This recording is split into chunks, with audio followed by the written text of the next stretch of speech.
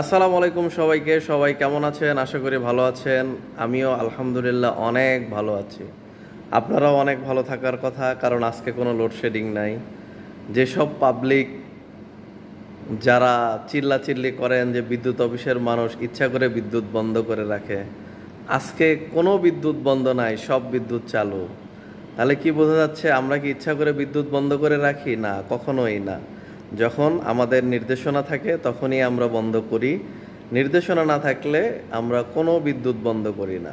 এই যে আজকে লোডশেডিং নাই, আমি যেমন আরাম খেয়ে দোল খাচ্ছি, আপনারাও বাসায় বসে ফ্যানের বাতাস খাচ্ছেন, কেউ এসির বাতাস খাচ্ছেন। আর লোডশেডিং থাকলে কত গালিগালাজ করেন।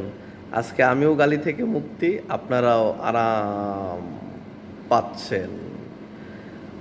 তো এই জন্যই বলতে চাই, আসলে না জেনে না বুঝে আপনারা কখনোই বিদ্যুৎ অফিসে যারা কাজ করেন, কর্মকর্তা কর্মচারী বা যে কোনো মানুষ, দপ্তরের মানুষকে না বুঝে না শুনে গালিগালাজ করা উচিত না। সবাই ভালো থাকবেন, সুস্থ থাকবেন, আমাদের জন্য দোয়া করবেন যাতে আমাদেরকে লোডশেডিং না দিতে হয়। আল্লাহ হাফেজ।